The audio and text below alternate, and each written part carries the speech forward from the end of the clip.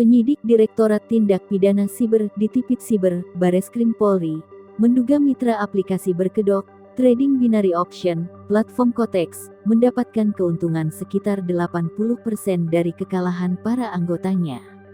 Hal tersebut diungkap, Kasubdit I Ditipid Siber, Bareskrim Polri, Kombes Reinhard Hutagaol, setelah polisi resmi menetapkan Doni sebagai tersangka. Dapat 80% dari kekalahan anggota lain Kotex, kata Reinhard kepada wartawan, Selasa tanggal 8 Maret tahun 2022 malam.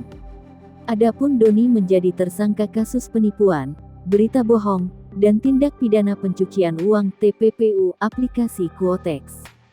Reinhard mengatakan, Doni menyampaikan berita bohong dengan menjanjikan para anggotanya kemenangan jika bermain dengannya di aplikasi Kotex.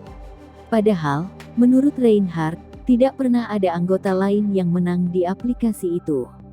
Dia kan memberikan berita bohong bahwa mainlah dengan saya, terus dari video-video yaitu sebenarnya menjebak orang supaya main dan pada kenyataannya nggak ada yang pernah menang, lanjut dia. Reinhard juga menjelaskan, para anggota diajak bergabung ke akun Telegram dan bermain dengan kode referral milik Doni. Menurut dia, setidaknya ada sekitar 25.000 anggota aktif di grup Telegram, yang diduga bermain Kotex dengan menggunakan kode referral milik Doni Salmanan. Diketahui, Doni dilaporkan oleh seorang berinisial RA pada tanggal 3 Februari tahun 2022 atas dugaan judi online, dan penyebaran berita bohong, atau hoaks melalui media elektronik dan atau penipuan perbuatan curang dan atau tindak pidana pencucian uang TPPU. Doni resmi ditetapkan tersangka setelah polisi melakukan pemeriksaan selama 13 jam pada Selasa kemarin.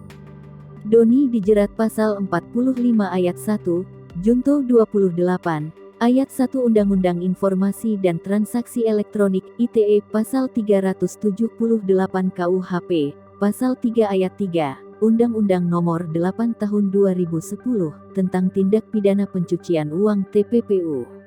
Doni pun terancam kurungan maksimal 20 tahun penjara atas perbuatannya. Assalamualaikum warahmatullahi wabarakatuh. Untuk teman-teman semuanya di sini, terima kasih ya atas kehadirannya.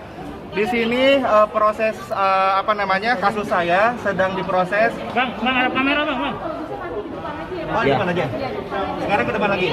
Lanjut dulu bang. Untuk saat ini proses saya sudah udah diproses sama pihak kepolisian. Saya percayakan kepada pihak kepolisian. Semuanya sudah diproses secara seadil-adilnya, oke? Ya, terima kasih.